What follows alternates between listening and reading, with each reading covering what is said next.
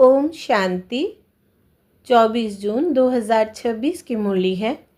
आज विशेष मातेश्वरी जी का दिन है, तो मातेश्वरी जी के ही अनमोल महावाक्य है। इस कर्म क्षेत्र पर कर्म अनादि चीज़ है। तुम्हें कर्म छोड़ना नहीं है, लेकिन कर्म योगी बनना है। जगदम्बा माँ के स्मृति दिवस पर सुनाने के लिए उनके द्वारा उच्चारे हुए मधुर महावाक्य। यह सृष्टि कर्म का खेल है, जहाँ हर एक मनुष्य आत्मा अपना अपना पार्ट प्ले कर रही है। इसमें परमात्मा का भी पार्ट है, लेकिन वो आत्माओं के सदृश जन्म मरण में नहीं आते हैं। आत्माओं के सदृश उनके कर्म का खाता उल्टा नहीं बनता है।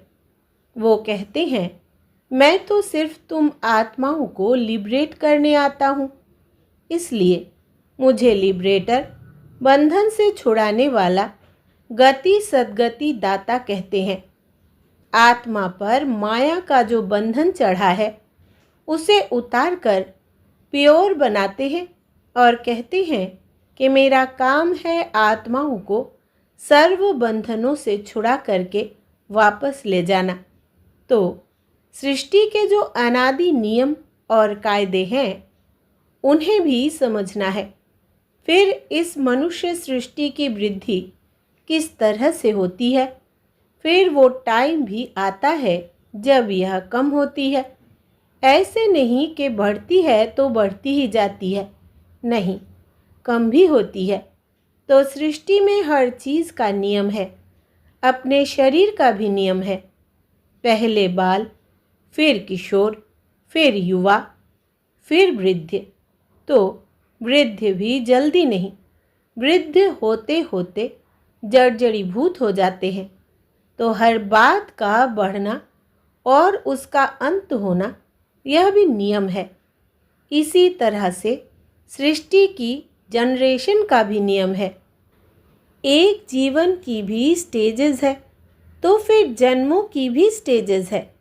फिर जनरेशन भी जो चली, उसकी भी स्टेजेस है। इसी तरह सभी धर्मों की भी स्टेजेस है। पहला जो धर्म है, वो सबसे ताकत वाला है। पीछे आहिस्ते आहिस्ते जो आते हैं, उनकी ताकत कम होती जाती है। तो धर्मों का बंटना, धर्मों का चलना, हर एक बात नियमों से चलती है।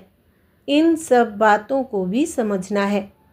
इसी हिसाब से बाप भी कहते हैं, मेरा भी इसमें पार्ट है। मैं भी एक सोल हूँ। मैं गॉड कोई दूसरी चीज़ नहीं हूँ। मैं भी सोल ही हूँ, परंतु मेरा काम बहुत बड़ा और ऊंचा है, इसलिए मुझे गॉड कहते हैं। जैसी तुम आत्मा हो, मैं भी वैसा ही हूँ। जैसे आपका बच्चा है, वो भी तो मनुष्य है, आप भी तो मनुष्य हो। उसमें तो कोई फर्क नहीं है ना। तो मैं भी आत्मा ही हूँ। आत्मा में कोई फर्क नहीं है, लेकिन कर्तव्य में बहुत भारी फर्क है। इसलिए कहते हैं, मेरा जो कर्तव्य है वो सबसे भिन्न है।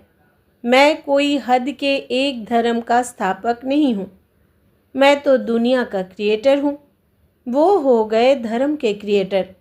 जैसे वो आत्माएं अपना काम अपने समय पर करती है, वैसे मैं भी अपने समय पर आता हूँ।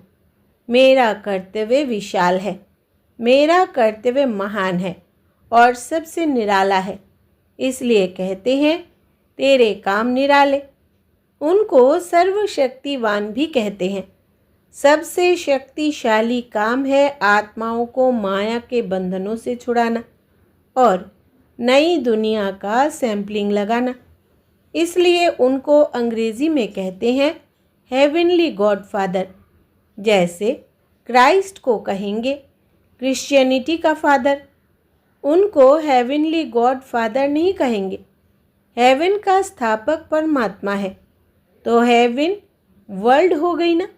हेवन कोई एक धर्म नहीं है, तो वो वर्ल्ड का स्थापक हो गया और उस वर्ल्ड में एक धर्म एक राज्य होगा, तत्व आदि सब चेंज हो जाएंगे। इसलिए उनको कहते हैं हेवनली गॉडफादर। दूसरा गॉड इज़ ट्रूथ कहते हैं। तो ट्रूथ क्या चीज़ है, किसमें ट्रूथ, यह भी समझने की बात है। कई समझते हैं कि जो सच बोलता है वही गॉड है। गॉड कोई और चीज़ नहीं है, बस सच बोलना चाहिए। परंतु नहीं, गॉड इज़ ट्रूथ का मतलब ही है कि गॉड ने ही आकर के सभी बातों की सच्चाई बताई है। गॉड इज़ ट्रूथ माना गॉड ही ट्रूथ बतलाता है, इसमें ही सच्चाई है। तब तो उनको नॉलेजफुल कहते हैं। Ocean of knowledge, ocean of bliss. God knows, ईश्वर जानता है, तो ज़रूर विशेष कुछ जानने की बात है ना। तो वो कौन सी जानकारी है? यह नहीं कि इसने चोरी की, गॉड नोज। भले वो जानता सब कुछ है, परंतु उसकी महिमा जो है ना, वो इसी पर है कि हमारी दुनिया जो नीचे गिरी है वो ऊंची कैसे चढ़े। इस चक्र की बातों को वो जानते हैं, इसलिए कहते हैं गॉड नोज। तो परमात्मा को महिमा उस तरीके से आती है जो मनुष्यों से भिन्न है, क्योंकि उनका जानना सबसे भिन्न है। मनुष्यों का जानना हद है, कहते भी है मनुष्य अल्पज्ञ है, और परमात्मा के लिए कहते हैं वो सर्वज्ञ है, जिसको अंग्रेजी में नॉलेजफुल कहते हैं, यानी सर्व का ज्ञाता अथवा जानने वाला है। तो जो सर्वज्ञ है वही ट्रूथ को जान सकता है। यथार्थ बातों की नॉलेज जिसके पास होगी, ज़रूर वो सबको देगा ना। अगर खुद जाने दूसरों को ना दे तो उससे हमें क्या फ़ायदा, जानने दो। परंतु नहीं, उसके जानकारी से हमें कोई फ़ायदा मिला है, तब तो हम उसकी क्वालिफ़िकेशन गाते हैं, उसके पीछे पड़ते हैं। कभी कुछ भी होता है तो कहते हैं हे भगवान, अब तू यह कर, खैर कर, रहम कर, मेरा दुख दूर कर। तो हम उससे मांगते हैं ना, उससे कुछ संबंध है ना, इसलिए उस तरीके से याद करते हैं जैसे उसने हमारे पर कोई एहसान किया है। अगर कभी किया ही नहीं होता तो हम क्यों उसके लिए माथा कूटी करते। जब कोई मुसीबत के समय मदद करता है तो दिल में आता है कि इसने बड़ी मुसीबत के समय मुझे हेल्प की थी, समय पर मेरी रक्षा की थी, तो उसके प्रति दिल में प्रेम रहता है। तो परमात्मा के प्रति भी ऐसा ही प्रेम आता है कि उसने हमारी समय पर मदद की है, परंतु ऐसे नहीं कि कभी कोई मनुष्य का अच्छा हो गया तो कहे यह भगवान ने किया। बस भगवान ऐसा ही करता है, लेकिन उसका बड़ा काम है, वर्ल्ड का काम है, दुनिया के संबंध की बात है। बाकी ऐसे नहीं कि किसी को थोड़ा पैसा मिल गया, यह भगवान ने किया। यह तो हम भी अच्छे कर्म करते हैं तो उस कर्म का फल मिलता है। अच्छे बुरे कर्मों का हिसाब चलता है, उसका भी हम पाते रहते हैं। लेकिन परमात्मा ने आकर के जो कर्म सिखाया, उसका जो फल है वो अलग है। अल्पकाल का सुख तो बुद्धि के आधार पर भी मिलता है, परंतु उसने जो नॉलेज दी उससे हम सदा सुख पाते हैं। तो परमात्मा का काम भिन्न हो गया ना, इसलिए कहते हैं कि मैं ही आकर के कर्म की जो यथार्थ नॉलेज है वो सिखाता हूँ। जिसको कहा है कर्म योग श्रेष्ठ है, इसमें कर्म को घर गृहस्थ को छोड़ने की बात नहीं है। सिर्फ तुम अपने कर्मों को पवित्र कैसे बनाओ उसकी नॉलेज मैं बतलाता हूँ। तो कर्म को पवित्र बनाना है, कर्म छोड़ना नहीं है। कर्म तो अनादि चीज़ है, यह कर्म क्षेत्र भी अनादि है। मनुष्य है तो कर्म भी है। परंतु उस कर्म को तुम श्रेष्ठ कैसे बनाओ वो आ करके सिखाता हूँ, जिससे फिर तुम्हारे कर्म का खाता अकर्म रहता है। अकर्म का मतलब है कोई बुरा खाता नहीं बनता है। बाप कहते हैं, मैं इस छोटे से संगम युग में तुम्हारे देश, इस कॉर्पोरियल दुनिया में तुम्हारे लिए ही आया हूँ। तो कम से कम जितना टाइम है उतना टाइम तो कुछ हमारा ख्याल करो। बाबा के बने हो तो कम से कम इतना टाइम तो शुद्ध रहो। फिर तो तुम्हारी ऐसी प्रारब्ध बन जाएगी जो तुम्हें उस दुनिया में मेहनत नहीं करनी पड़ेगी। अभी थोड़ी मेहनत की बात है। अभी तुम कैसे भी करके मर मिट करके भी पवित्र रहने की प्रतिज्ञा करो। अपनी दृढ़ता रखो, अपनी धारणाओं में रहने का पूरा प्रयत्न करो। बाप तुम्हें साफ साफ बतलाते हैं, तुम सिर्फ इतने थोड़े टाइम के लिए यह मेहनत करो। मैं तुम्हें और कोई मेहनत नहीं कराता हूँ। तुम्हें जितना मिलता है उसकी भेंट में कोई मेहनत ही नहीं है। ऐसे नहीं सिर्फ कहते रहो कि मैं यह करूँगा, वो करूँगा। दुनिया क्या कहेगी, वो क्या कहेंगे। अरे दुनिया क्या कहेगी, छोड़ दो इसे। अभी यह दुनिया ही जाने वाली है। अब तो मौत सामने खड़ा है। तुम इतना लंबा चौड़ा जो बनाकर बैठे हो, यह सब वेस्टेज कर रहे हो। अभी बाप कहते हैं उस वेस्टेज को बचाओ। इस शरीर निर्वाह के लिए जितना चाहिए उतना भले करो। जितना तुम्हारा क्रिएशन के साथ हिसाब किताब है उतना करो। मैं कहाँ संभालूंगा, इसे तुमको ही संभालना है। जो ज़रूरी है वो तो तुमको फ्री करता हूँ, लेकिन अभी यह जो एक्स्ट्रा रच रहे हो इसके लिए मना करता हूँ, क्योंकि अभी वो तो गिरना ही है। क्योंकि अपना फालतू समय गवा रहे हो। इन फालतू के झंझटों से ही तुम दुखी हुए हो।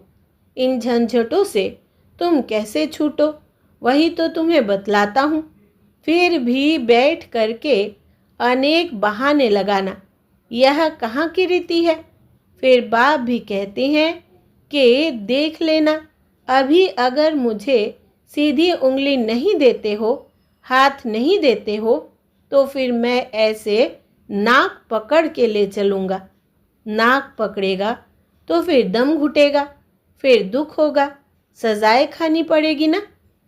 इसलिए कहते हैं अभी हाथ में हाथ देकर सीधा चलने का टाइम आ गया है।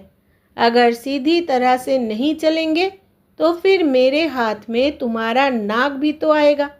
फिर देख लेना, फिर उस समय कुछ नहीं हो सकेगा, ना कुछ कर सकेंगे।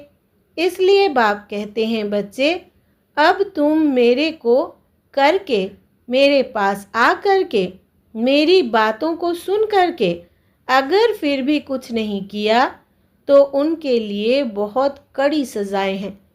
इसलिए जिन बेचारों को पता नहीं उसकी तो बात अलग है।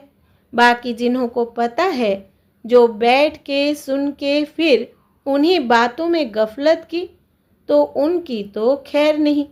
जैसे 10 गुना फायदा वैसे 10 गुना नुकसान होगा। तब कहते हैं अपने नुकसान को, घाटे को अच्छी तरह से समझो। अच्छी तरह से कुछ तो अपनी बुद्धि खोलो। अभी बाप से बुद्धि योग लगाएंगे तो ताकत मिलेगी। तो इन सभी बातों को समझो, भूलो मत। अभी यह जो समय चल रहा है इसे पहचानो। ज़रा आंखें खोलो, बुद्धि खोलो और समय का पूरा फायदा लो। अपनी पूरी तकदीर जगाओ। कहते भी है जैसा संग वैसा रंग होता है। इसलिए जिसमें अभी यह धारणा पूरी नहीं होगी तो माया के संग का रंग लग जाएगा। तब तो कहते हैं hear no evil, see no evil, talk no evil. कई ऐसे इविल्स है जो यहाँ भी कईयों को छोड़ते नहीं हैं, फिर एक दो के संग दोष में आ जाते हैं। तो कहते हैं ऐसे संग दोष से बचे रहो। ऐसे मत समझो कि संग दोष बाहर है, यहाँ नहीं है। नहीं, यहाँ भी वो घूमते रहते हैं, क्योंकि उनका राज्य है ना। इसलिए बाप कहते हैं अच्छी तरह से कवच पहनकर रहो। कवच होगा तो उसकी गोली लगेगी नहीं। योग का ही कवच है, ज्ञान की तलवार है। इन सभी अस्त्र शस्त्र को अपने पास अच्छी तरह से संभाल के रखो। कहते भी है जो करता है वो पाता है। यह तो भविष्य प्रारब्ध बनाने की बातें हैं। यहाँ तो प्रारब्ध नहीं भोगनी है ना। यहाँ तो कोई गुरु बन करके नहीं बैठना है। इसमें कोई मिसअंडरस्टैंडिंग ना करे, इसलिए यह सब समझाया जाता है। तो यह सब बातें ध्यान में रख करके अपने को सेफ रखना है। यहाँ कोई खर्चे आदि की बात नहीं होनी चाहिए। अभी यह सब खर्चा दूसरों के कल्याण अर्थ ही यूज़ करना है। एक एक पाई भी सब इसी कार्य में लगाना है। अच्छा, ऐसे बाप दादा और माँ के मीठे मीठे बहुत अच्छे खबरदार रहने वाले बच्चों के प्रति याद प्यार और गुड मॉर्निंग। अच्छा, प्रश्न पूछा किसी ने, मम्मा हम चलते फिरते योग की ऊंची अवस्था में कैसे स्थित हो सकते हैं? उत्तर, वास्तव में अपनी यह लाइफ नेचुरल योग की हो जानी चाहिए, क्योंकि योग है निश्चय। तो हरदम निश्चय को कायम रख प्रैक्टिकल वो स्वरूप बन जाना है। निश्चय रूप बन कर्मेंद्रियों से कर्म करो। भल स्थूल कर्मेंद्रियां कोई भी कार्य करती रहे, मगर खुद को उस ही सुख स्वरूप अवस्था में लवलीन रहना है। आपका चेहरा सदा सुख स्वरूप रमणीक दिखाई दे। कोई भी अशुद्ध संकल्प विकल्प ना रहे। ईश्वरीय आनंद में आंतरिक मगन अवस्था में रहो, तो फिर कोई भी अशुद्ध संकल्प विकल्प की उत्पत्ति नहीं होगी। शुद्ध प्योर धरणी में जो भी संकल्प उत्पन्न होगा वो लोक संग्रह प्रति अथवा अपनी उन्नति प्रति होगा। यह अति मीठी सुंदर अवस्था है जो समय पर मदद करती है। ऐसे ईश्वरीय अलौकिक मीठी प्योर लाइफ बनाने का अभी गोल्डन चांस तुम्हें मिला हुआ है। तो ऐसी अवस्था बनाने के लिए थोड़ी मेहनत करो। जब हम योग में बैठते हैं तो अंदर में मंत्र पूजा जप आदि कुछ भी नहीं करते हैं। जैसे भक्ति मार्ग में कोई कोई अंदर की अंदर प्रार्थना करते हैं, माला जपते हैं, मूर्ति को सामने रख फूल चढ़ाते हैं। वो सब कुछ अंदर ही अंदर करते हैं, जिसको मनसा पूजा कहेंगे। लेकिन हमारे योग में हम सिर्फ अपने स्वस्वरूप में स्थित हो सुख स्वरूप बन जाते हैं। अपने मन सहित सभी कर्मेंद्रियों को कंट्रोल कर एकाग्र चित्त बन ईश्वरीय सुख स्वरूप हो जाते हैं। इसके लिए योग का टाइम पर्सनल मुकर्रर है, जहाँ एक टाइम पर बैठकर अभ्यास करते हैं। सिर्फ व्यक्त बातों से नाता तोड़कर अव्यक्त संबंध से नाता जोड़कर रखना है, तो याद सहज हो जाएगी। अच्छा, ओम शांति। वरदान है बाप दादा के साथ द्वारा माया को दूर से ही मूर्छित करने वाले माया जीत जगत जीत भव। विस्तार है, जैसे बाप के स्नेही बने हो ऐसे बाप को साथी बनाओ तो माया दूर से ही मूर्छित हो जाएगी। शुरू का जो वायदा है, तुम्ही से खाऊं, तुम्ही से बैठूं, तुम्ही से रूह को रिझाऊं, इसी वायदे प्रमाण सारी दिनचर्या में हर कार्य बाप के साथ करो तो माया डिस्टर्ब कर नहीं सकती, उसका डिस्ट्रक्शन हो जाएगा। तो साथी को सदा साथ रखो। साथ की शक्ति से व मिलन में मगन रहने से माया जीत जगत जीत बन जाएंगे। स्लोगन है, अपनी ऊंची वृत्ति से प्रवृत्ति की परिस्थितियों को चेंज करो। अपनी ऊंची वृत्ति से प्रवृत्ति की परिस्थितियों को चेंज करो। यह व्यक्ति सारे सदा हर्षित रहने के लिए अपनी नेचर को सरल बनाओ, सहनशील बनो। अव्यक्त स्थिति रूपी दर्पण को साफ और स्पष्ट करने के लिए सरलता, श्रेष्ठता और सहनशीलता, इन 3 बातों पर ध्यान दो। अगर तीनों में से एक भी बात की कमी है तो दर्पण पर भी कमी का दाग दिखाई पड़ेगा। इसलिए जो भी कार्य करते हो उसमें साधारणता दिखाई ना दे। साधारणपन को श्रेष्ठता में बदली करो। हर कार्य में सहनशीलता और वाणी में सरलता को धारण करो, तब सर्विस में सफलता दिखाई देगी। अच्छा, ओम शांति। ओम शांति। अव्यक्त मुरली सीरीज़ की जो मुरलियाँ हैं वो किन्हीं कारणों से अगले 10 दिनों तक बंद रखा जाएगा। इसलिए जो भी ब्रह्मावत्स नियमित रूप से अव्यक्त मुरली सीरीज़ सुन रहे थे वो कृपया 10 दिन बाद फिर से अव्यक्त मुरली सीरीज़ सुन पाएंगे। ओम शांति।